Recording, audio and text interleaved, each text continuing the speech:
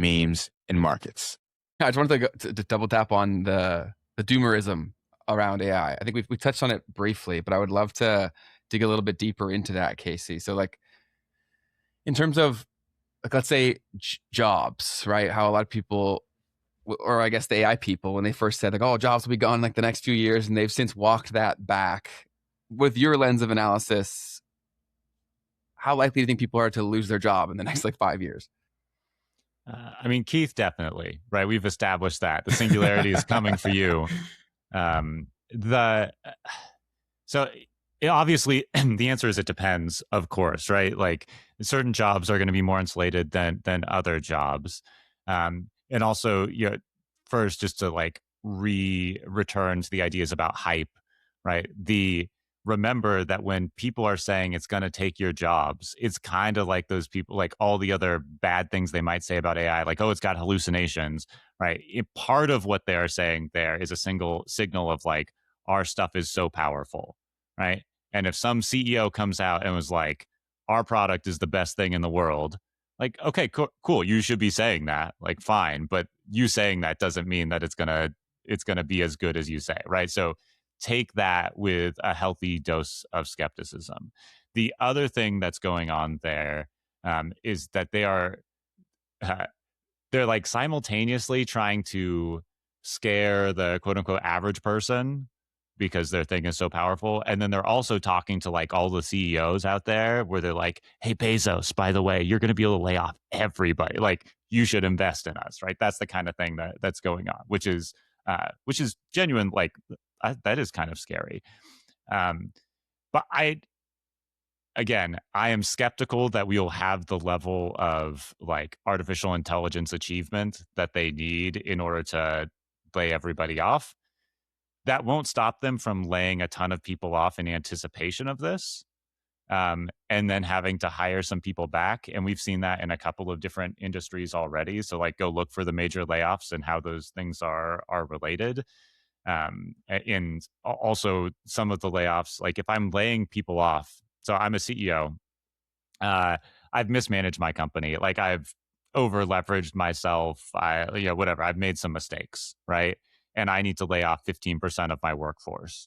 And I have a choice where I can be like, okay, because of changing market factors, I can try and do that sort of normal double speak to basically say I screwed up. And so we've got to lay 15% of you off.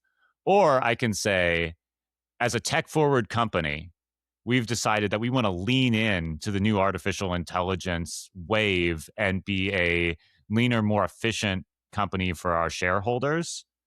And so because of these AI developments, we're laying off 15% of the workforce, right? Like which speech sounds better to your shareholders? Like it's the second one, right? And so of course all the CEOs are saying that, which is to say that like I can't believe any of the data that I'm getting there. All right. But let's go to like it. I work as an ontologist. How confident am I that advances in artificial intelligence are going to come for my job? I'm very confident that they are not. I'm in privileged enough space here where there aren't that many ontologists that have a decade of experience. It's just a small field and it's hard to get into. And so if you're sort of established in whatever your field is, even if AI is coming for it, the field in general, I think you're still pretty safe because we'll still need people to oversee the stuff.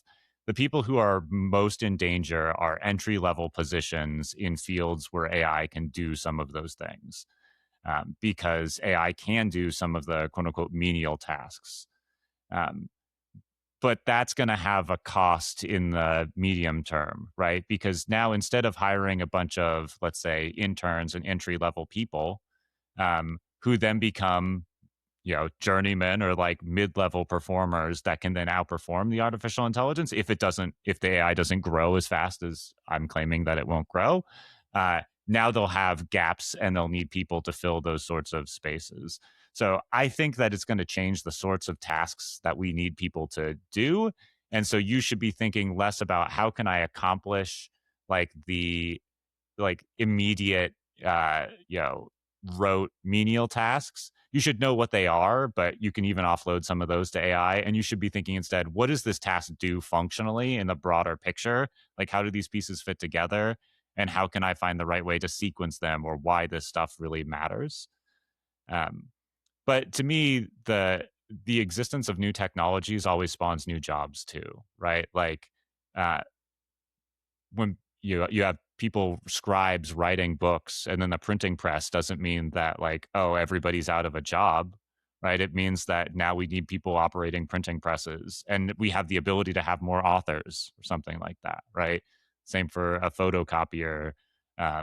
We can look at the cotton gin, we can look at all of these things. Like, it hasn't removed the capacity or need for people to work. So it I think there is going to be some short term pain. Not all of that pain is due to AI directly.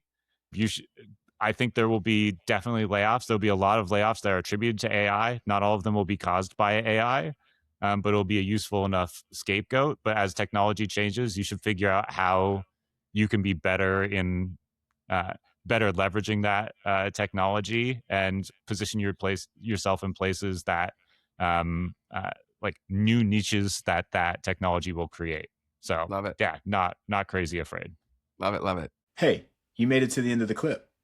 That means you're probably enjoying this. And if so, just know that you can catch us live every Tuesday and Thursday at 12 p.m. Eastern. And if you want to see the full version of this episode, you can click the link in the description down below. Otherwise, YouTube thinks that you will enjoy this next.